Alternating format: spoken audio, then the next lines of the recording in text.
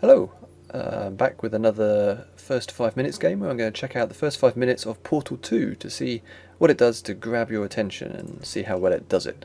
So let's start a new game, hit play, and then I will start the timer running so that we can check out the first 5 minutes. So here we go. This is obviously the sequel to Portal 1, and if you are familiar with the first game, this is a pretty unexpected opening. In compliance with state and federal regulations, all testing candidates in the Aperture Science Extended Relaxation... So you're thrown into this motel room, which visually is about as far away from the first game as it could possibly be, and there's no particular explanation as to what's going on here. We're immediately thrown into this tutorial section where we're being told how to play the game, and loads of games come with this section at the start where you have to go through all these prompts to prove that you know how to play a computer game. So we'll do what we're told and look up here. And you immediately see this rail, which is kind of the first sign that all is not exactly as it appears. You know, this rail should not be here in the middle of this motel room. Okay, let's look down at the floor. We'll try and get through this tutorial section. A lot of games do this. If you think of some of the Ubisoft games like Assassin's Creed, they have hours of tutorial section where you have to go through all these different things that tell you how to play the game, even if you've played the previous Assassin's Creed games and the techniques are all the same, but you still have to play through that before it just lets you play it. And Portal 2 is immediately kind of satirising that. So the more familiar you are with other games, and particularly other first-person games, the funnier you're going to find this stuff. But at the same time, we're still not sure what's going on here. This doesn't seem to be like a Portal game. Where are the portals? we don't really have any signs that this is the game we expected when you bought Portal 2. Okay, so the game now flashes forward an unexplained amount of time, and we've been landed in this nightmarish scenario where we're still trapped in that exact same room. We've clearly been stuck in this bed for a very long time, and everything has gone to hell. And in a more serious game, this would be a pretty horrific scenario, but because of the humour that's already come in, we're kind of just intrigued and amused by this whole thing.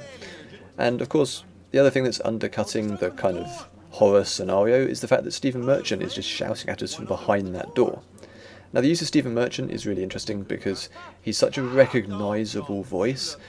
It's not the case of an actor disappearing into a role. You know, everyone playing this is going to know it's Stephen Merchant, and that's very deliberate.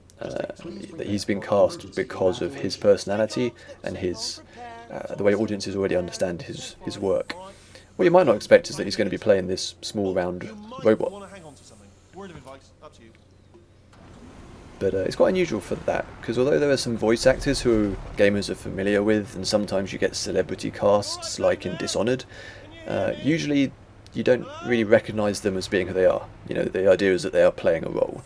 In this, Stephen Merchant does a great performance, but it's deliberately still definitely Stephen Merchant. And now we're just building up to the punchline of the whole tutorial section here. So let's just listen to what he's asking. Out of the question that you might have a very minor case of serious brain damage. But don't be alarmed, all right? Although if you do feel alarmed, try to hold on to that feeling, because that is the proper reaction to being told that you've got brain damage. Do you understand what I'm saying at all? Does any of this make any sense? Just tell me, just say yes. Okay, so we're given this prompt to speak back to the robot. And obviously in a lot of games you can interact with other characters, so your assumption is that if you do what it tells you, you will say something back to the robot, whatever that may be. So let's do what we're told and press the space bar. Okay, what you're doing there is jumping. You just jumped. So yeah, immediately the game is essentially making a joke at the expense of the player. Okay, you know what? That's close enough. Just hold tight. This is a game that's going to subvert expectations at pretty much every point, both in its story and its gameplay. And it's kind of making that point just for the tutorial section. And so all of a sudden the scale of this whole opening opens up really unexpectedly, and we find out where we actually are, which is in this giant warehouse stuck in a tiny room. And if the kind of comedy sketch of the opening didn't grab you, or the mystery of what's going on, then this giant set piece with its impressive physics technology and destruction, this is definitely going to get your attention. And particularly when the game came out, you hadn't really seen physics kind of used so directly in such a detailed manner. Although The Source engine had some criticism when Portal 2 came out because it was already getting a little bit old and maybe technically didn't look as pretty as some of the other engines in terms of the bells and whistles. What Valve actually do with the engine is really impressive, and the kind of art direction and the imagination in the scenarios that are presented is still kind of unprecedented. You don't see this kind of stuff very often. And all the way through Portal 2 it does this. Okay, that's the first 5 minutes up, so the game's used a whole bunch of different techniques. Some usual, you know, the kind of thing you'd expect, like this big grand scale opening here. But what you don't normally get in the opening of a big AAA game is a whole comedy sequence, and that's kind of the unique thing about Portal 2, which is that it is a comedy. Other games have humour. First-person games don't often have that much humour, but what you definitely don't see is an actual comedy. You know, like you get a sitcom or a comedy movie. This is a comedy game, and that is really, really unusual. And it kind of makes that point right from the start.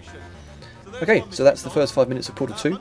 If you're one of the few people who hasn't actually played it, which seems unlikely, but if you haven't, then this has probably piqued your interest. So yeah, go and check it out. It's pretty cheap these days, I think, and it pops up in Steam sales all the time. So I'm going to stop here because the 5 minutes are up, and I don't want to spoil any more of what's going to happen. So thank you for listening, and I'll see you on the next video. Cheers.